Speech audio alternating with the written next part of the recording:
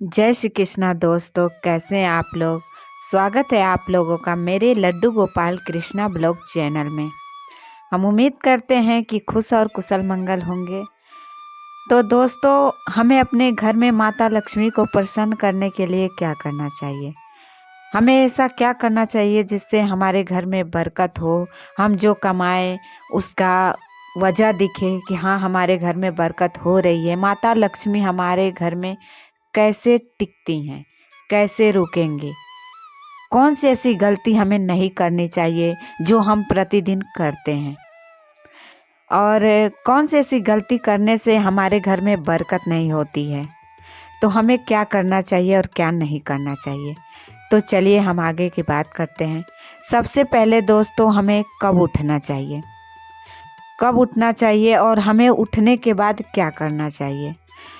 तो सबसे पहले हमें सुबह उठना चाहिए, सुबह ब्रह्म मुहूर्त में। अगर आप ब्रह्म मुहूर्त में नहीं भी उठ पा रहे हैं तो हमें सूर्योदय से पहले ज़रूर उठ जाना चाहिए। और एक बात, रात को हमें जल्दी सोना चाहिए। क्या होता है ना कि रात को हम ज़्यादा लेट तक जागते हैं तो सुबह हम देर तक जगेंगे, जितना जगेंगे तब तक हम सोएंगे, क्योंकि हमारी नींद पूरी होनी चाहिए। तो सबसे पहले हमें जल्दी सोना चाहिए और उसके बाद हमें जल्दी उठना भी चाहिए। और जल्दी हम उठेंगे कैसे, क्योंकि हमारा कोई लक्ष्य होना चाहिए कि हमें सुबह उठ के हमें करना क्या है। हमें ये सोच के सोना चाहिए कि हमें सुबह उठना है और उठ के हमें करना क्या है। करना क्या है मतलब, मान लीजिए कि आपको ये सोचना है कि हमें सुबह कहीं जाना है, तो आप सोच के सोइए कि हमको 7 बजे जाना है, तो हमें 6 बजे उठ जाना है, तभी तो हम 7 बजे जाएंगे। और 7 बजे जाएंगे कैसे, सुबह उठेंगे तो उठ के चले तो जाएंगे नहीं। सुबह उठेंगे, हम नहाएंगे धोएंगे फ्रेश होंगे, तब भी तो जाएंगे ना। तो देखिए, चलिए आगे का वीडियो शुरू करते हैं। सबसे पहले हमें सुबह उठना चाहिए, सूर्योदय से पहले यानी ब्रह्म मुहूर्त में उठ जाना चाहिए। उठने के पश्चात सबसे पहले अपने हथेलियों का दर्शन करना चाहिए। हमें किसी भी चीज़ को पहले नहीं दर्शन करना चाहिए, पहले खुद की हथेलियों का दर्शन करना चाहिए कि हमारा दिन का शुरुआत अच्छा जाए, हमारे साथ जो भी हो अच्छा हो।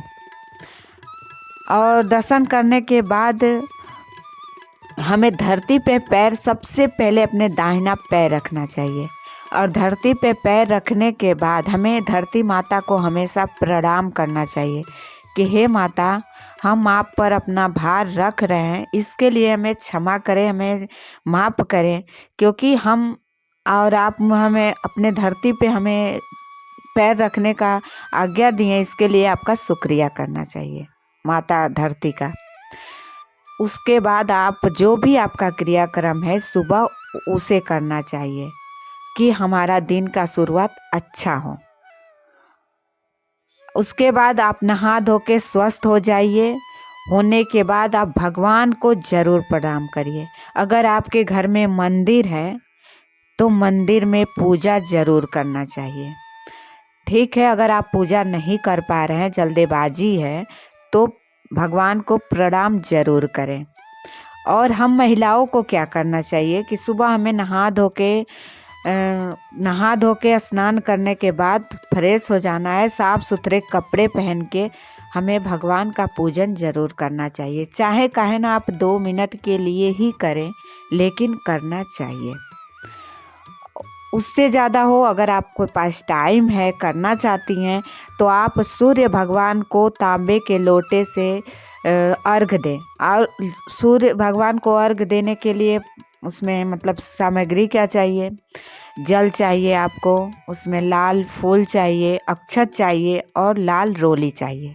डालकर सूर्य भगवान को अर्घ देना चाहिए, क्योंकि भगवान सूर्य को अर्घ देने से हमारे दिन की शुरुआत वहीं से शुरू होती है, भगवान सूर्य से।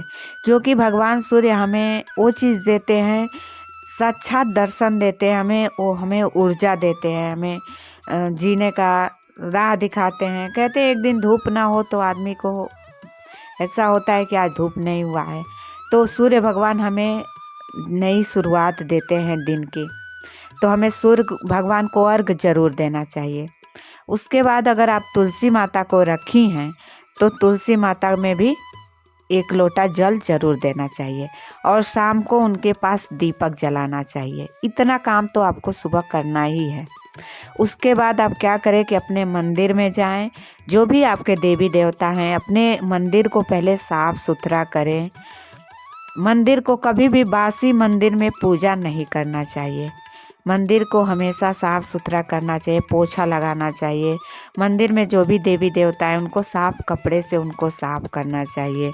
अगर आपके घर में आपके मंदिर में लड्डू गोपाल हैं तो आप अपने लड्डू गोपाल को स्नान कराएं, साफ़ कपड़े पहनाएं, उनको पूजा अर्चना करें।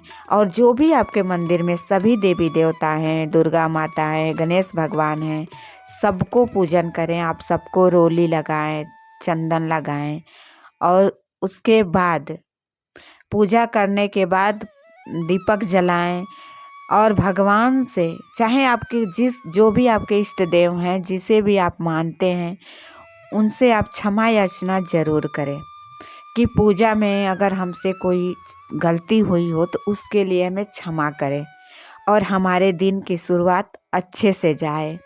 जो हमारे दिन की शुरुआत होती है ना, अगर अच्छी जाती है ना तो पूरा दिन हमारा अच्छा जाता है। और दोस्तों एक बात और है, कभी भी हम भगवान के सामने बैठते हैं तो भगवान से कुछ ना कुछ मांगते हैं। मांगना नहीं चाहिए, कभी भी भगवान से कुछ मांगना नहीं चाहिए। भगवान खुद वो देख रहे हैं कि आपके पास क्या कमियां है, सिर्फ आप कर्म करिए। भगवान तो खुद आपको कमी पूरा करेंगे। जो कमियां हैं आपके जीवन में भगवान वो खुद पूरा करेंगे। अगर आप बार बार रोज रोज वही चीज़ आप उनसे मांगेंगे ना तो वो चीज़ नहीं मिलती है। बिना मांगे जो मिलती है ना वो सालों तक चलती है और जो मांग के मिलती है ना कुछ दिनों का रहता है। तो इसलिए कभी भी भगवान के सामने रोज रोज विनती नहीं करना चाहिए, क्योंकि भगवान तो आपके देख रहे हैं। उनके पास तो कहते हैं ना कि भोलेनाथ के पास वो है तीन आँखें हैं, उनसे तो वो देखते ही हैं। तो इसलिए भगवान से आप मांगिए मत, भगवान खुद आपको देंगे, सिर्फ आप कर्म करते रहिए। तो उसके बाद दोस्तों पूजा करने के बाद आप जो भी आप घर में अपने भोजन बनाएं, भोजन में से लाकर भगवान के सामने भोग जरूर लगाएं।